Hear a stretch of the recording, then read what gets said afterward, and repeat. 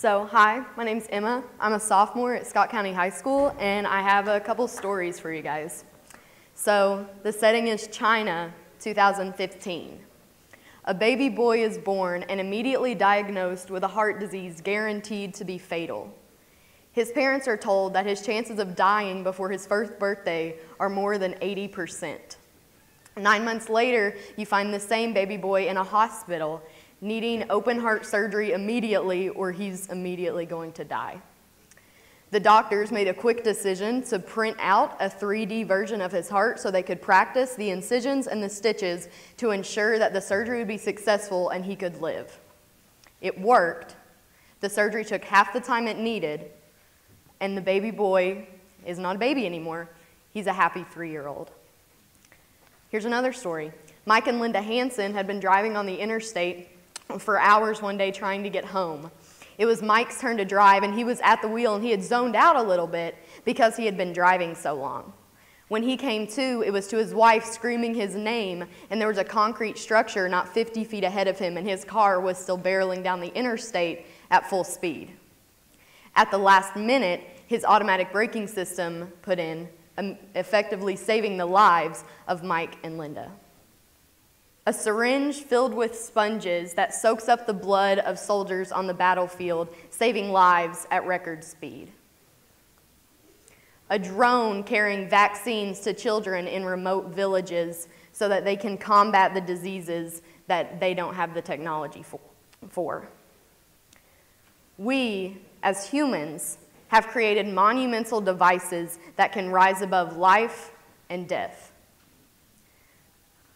A completely virtual currency kept alive through the power of belief. A car that can propel itself down the interstate with no driver needed. Printers that can print anything, anywhere, at any time, for anyone. We, as humans, are advancing in ways that would have been incomprehensible to humans 100 years ago, and we are only continuing. And it's terrible. It's ruining our society. What happened to the days when soldiers would just bleed out on the battlefield? What happened to the time when people had to push down the pedal and turn the wheel? What happened to the time when children in rural and remote countries would just die of the common cold or the flu?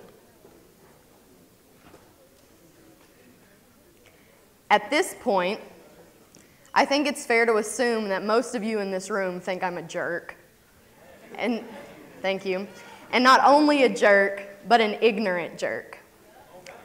You think I'm a jerk because I'm speaking about these advances in our society as if they are a burden and not a privilege. You think me ignorant because I am thinking of these advancements in terms of their helpfulness to me, and not their helpfulness in terms of the broad reaches of our society. You think me ignorant because I'm not thinking of the other side, of how these devices and these machines have catapulted our world and our society into a golden age of invention and innovation. So it's pretty lucky for you that I don't believe a single thing that I just said. But there are people who believe that the age we're living in is lesser in comparison to the ages of the past. There are people who condemn the advanced devices and machinery that we possess today. And there are people who believe that the 21st century is lesser in comparison to any century before us because of the new ways people live and because of the onset of the technological age. This group of people condemn technology for one reason and one reason only. It's different. It's different from the time period in which they grew up in, and the changes are only growing. Now, their responses to the age of technology might not be quite as exaggerated as I've made them out to be, but their responses to the users of these new technologies are. Teenagers, such as you and me, are condemned for our use of technology, specifically our cell phones, by the people who did not grow up with the same devices we are growing up with. Their condemnation includes, but is not limited to, claims that they grew up just fine without technology, so why should we need it? And when these things are said to you or to me, there is one giant flaw in their logic. It is being assumed by whomever is speaking that no teenager or no millennial could go more than an hour without running back to their cell phone. It is being assumed that every aspect of every teenager's life is solely dependent on and solely surrounded by the running of our cell phones. Now, I know this isn't true as I'm related, and I know that this isn't true for the majority of the populace.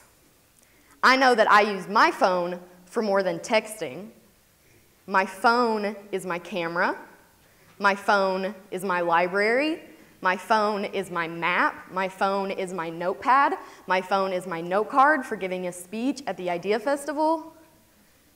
I use my phone for more than texting my friends.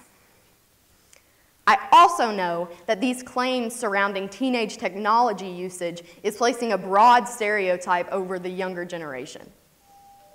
And I also know that the biggest flaw in their logic is their interpretation of the word technology.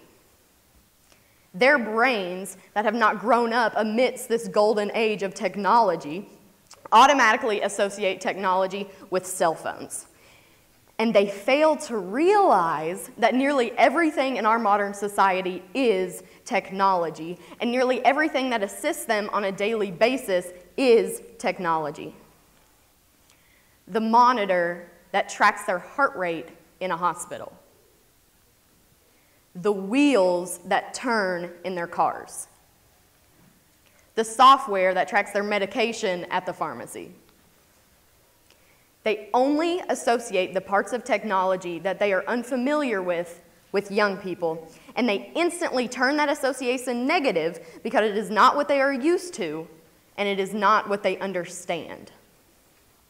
These people do not realize how much more technology is. Now, a couple minutes ago, I spoke of some of these monumental advances technology has made in our lifetimes. These things are the technologies that older people fail to realize are just as much technology as the apps on our phones are. Without the software required to create an app on an iPhone, we would not have the software to create a 3D printer that saves children's lives. Without the knowledge required to turn on our cell phones or to start up Instagram, we would not have the advanced knowledge to create these complex technological devices that save lives and prevent death. And yet, those technologies aren't condemned. Just the ones that are not directly beneficial and helpful to every human on the planet. But this is nothing new in human history. Our parents get onto us for our technology usage. Our grandparents got onto our parents for their grunge music and their big hair. Our great-grandparents got onto our grandparents for their dependency on paper and their inability to just rely on a chalkboard and chalk in school. Our great-great-grandparents got onto our great-grandparents for wanting to go work in a factory instead of wanting to go work on the family farm. And the list goes on. But the long line of condemnation and ridicule for appreciating the technologies of the time is in the past. We are the generation that will not allow ourselves to be silenced by those older than us. We are the generation that includes two teenage boys, Sanjit and Santosh, that created a cancer assessment software that with a single scan can diagnose multiple types of tumor, all from their dorm rooms in Atlanta. We are the generation that will break the stereotype surrounding teenage technology usage that says teenagers would rather text each other than have a face-to-face conversation. We are the generation that encompasses Nick D'Alcio, a teenage boy who invented one of the most groundbreaking apps in the news industry, Sumly, at the age of 12. We are the generation that will use the broad reaches of technology to start uprisings and to lead revolutions. We are the generation that led a movement started by 5 grieving high school students solely through the power of technology. Thanks to the reaching span of Twitter, the largest single-day protest in U.S. history was made possible. We are the generation that is beginning to use the platforms of Twitter, Instagram, Pinterest, Facebook, Tumblr, YouTube, Snapchat, Periscope, LinkedIn, you name it, for things other than status updates, and beginning to implement elements of optimism and activism into otherwise bland applications.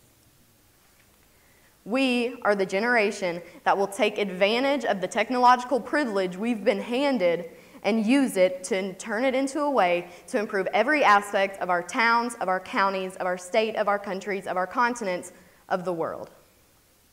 We are Generation Z, and we are the future.